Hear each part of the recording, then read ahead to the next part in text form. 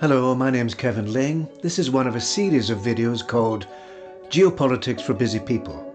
The title of this video is How to Sell a War. It's about war propaganda. Now, wars rarely sell themselves. Governments must build public support for war.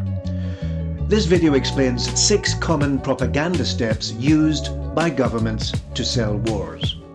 The framework for this discussion comes from Chris Nineham of the Stop the War Coalition in the UK. Now, governments promote wars for many reasons. The main ones are to gain geopolitical power. Another reason, to gain resources and strategic influence. Another reason, pressure from the military-industrial complex. Now, there are huge profits to be gained for arms companies through war. There are strong incentives to support military action coming from the arms companies, from the military-industrial complex. Now, the media, the radio, the television, the newspapers, the internet, blogs, they often repeat narratives from political and economic elites. And the result is that the public debate around the war usually becomes very narrow and one-sided. It's a narrative controlled by the political and economic elites. And this is why citizens of a country should always approach war narratives with skepticism. The 6 steps outlined in this video show how support for wars is manufactured. It's designed to help you to identify the narratives and to be skeptical about them.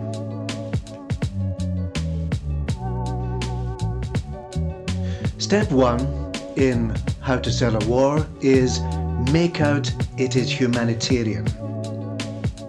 Now, in this way, wars are presented as moral missions.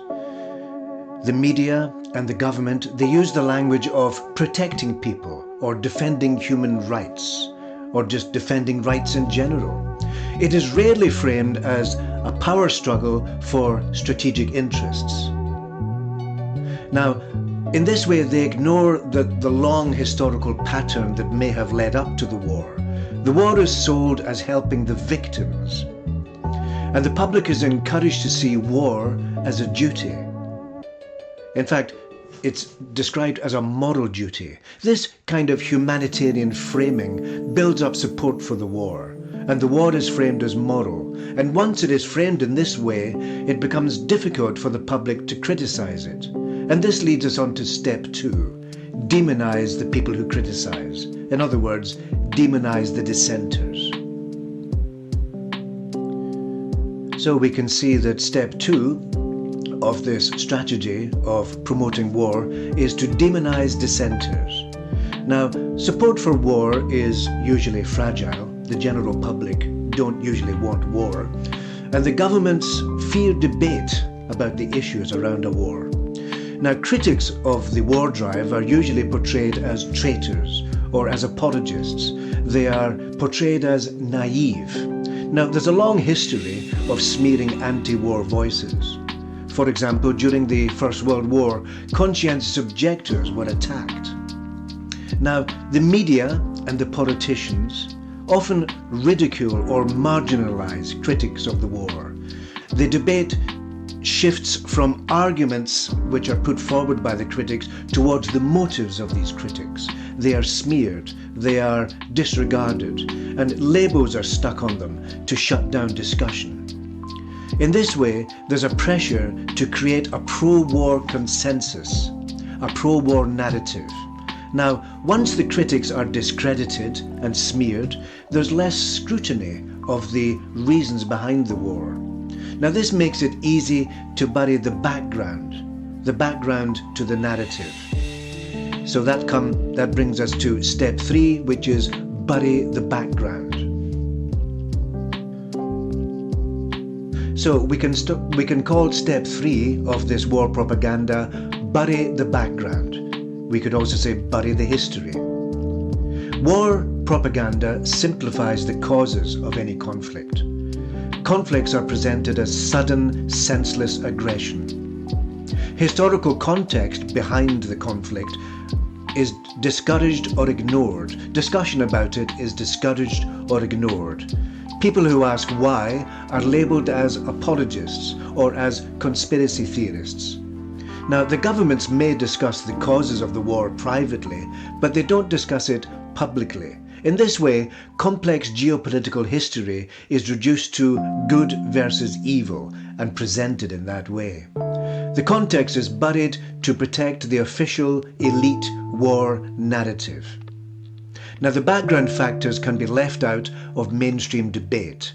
This makes the history disappear, and the conflict becomes a moral story. And this leads us to step 4. Make the conflict about freedom. Make the war about freedom.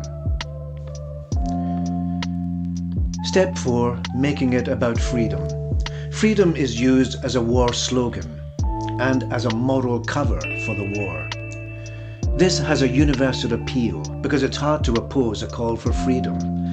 Historical examples could be the Cold War, where on both sides it was presented as a struggle for freedom. The war in Afghanistan was presented by the US and its allies as a struggle for freedom. The illegal war in Iraq was presented by the US and its allies as an operation to bring about freedom. In fact, it was called Operation Enduring Freedom or Operation Iraqi Freedom. In the same way, the Ukraine war is framed as a struggle for freedom. In this way, it's described as a war about democracies versus autocracy. In other words, democracies bringing freedom. Now, this overlooks the fact that within the NATO alliance, there are authoritarian states which don't respect freedom. For example, Hungary and Turkey. Militarism is often used as a way to strengthen authoritarian regimes, so freedom doesn't come into the picture for their motives. And freedom and the language of freedom often hides Western strategic goals. For example, the war in Ukraine has as its main goal to weaken Russia and to expand the influence of the West, of NATO, led by the USA, and to integrate Ukraine into the Western system. This is the strategic goal. Now, the outcome for the Ukrainians is that civil liberties are curtailed, unions are suppressed, and martial law is used. Now, these are not signs of freedom. Now, moral slogans are used to justify a war while masking the real geopolitical motives. So let's look at step 5 in the war propaganda strategy. Step 5 is the enemy is evil. So step 5 is the enemy is evil. Now, Western propaganda, Western war propaganda, usually cast leaders of the enemy countries as monsters, and the phrase usually used is that they are new Hitlers. Now, this is selective history, and the demonization of these leaders often ignores the context. For example, Putin is compared to Hitler, and this implies that he is an existential threat. Now, in reality, Russia is a regional power, and the US and NATO are far stronger powers. So, Putin cannot be an existential threat to the US and NATO. Now, other evils or other new Hitlers in recent history have been Saddam Hussein, Milosevic, Assad, Gaddafi. Now, the fact that there have been alliances in recent history with these evil leaders is often ignored. It's forgotten. The demonization of these leaders stops any critical thinking. It simplifies the conflict into the moral good versus bad pattern. Now, the US and its allies often bring about interventions which cause much more destruction and much more death than these leaders have ever caused. So here there is a double standard. But demonizing the enemy as evil is used to justify war and to rally public support. If the enemy is framed in this way, if they are framed as irredeemably evil, now this sets the stage for step 6. Step 6 of the war. So step 6 could be called Peace Means War. Now, governments who are promoting a war strategy often say that the war is about peace and security. In this way, the war is framed as necessary to achieve peace. But there's a paradox here, because calls for peace or negotiation are often dismissed in this narrative. Continuing war is presented as the realistic approach. And there's a core pattern here. Your side, the side promoting war, is defending peace, and the enemy is always described as a threat to peace. Now, this is common across many conflicts. Wars are presented as defensive and unavoidable, but in reality, they are an escalation, which often leads to more conflict and more suffering.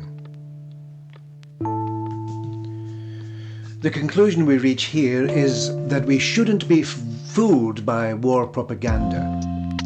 When we listen to the mainstream media, or when we hear the voices coming from the elites in the military-industrial complex and from the government, we have to be aware that they are using these 6 steps of war propaganda. Step number 1, they simplify complex conflicts. Step number 2, they demonize the critics of the war. Step number 3, they hide the historical causes of the war. Step number 4, they wrap the wars up in words like freedom and good versus evil. Step number 5, they turn the leaders into monsters or new Hitlers. Step number 6, they claim that the war they are promoting is for peace, and in the meantime, their actions are escalating the violence. Now, the key lesson here is that war propaganda distorts reality. It manipulates emotions. It silences debates. Now, we have to question official narratives. We have to look for what's being left out, and we have to check the history. We have to use our critical thinking. Don't accept the good versus evil framing at face value. We have to consider both actions and motives of all parties.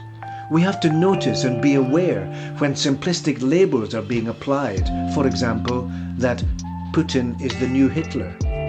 Now, we have to highlight patterns across time. We have to look at what happened in Iraq, in Afghanistan, in Libya, in Ukraine, because it's the same propaganda techniques that are used again and again. Now, the final takeaway here is that peace and democracy are often used as a cover for strategic interests. We have to look at what are the motives driving the military-industrial complex. We have to stay informed and critical, and the best defense against warmongering is being informed and being critical. We have to learn to think independently. We have to learn to question the narratives that are being presented to us. And we have to support real peace initiatives and anti-war voices.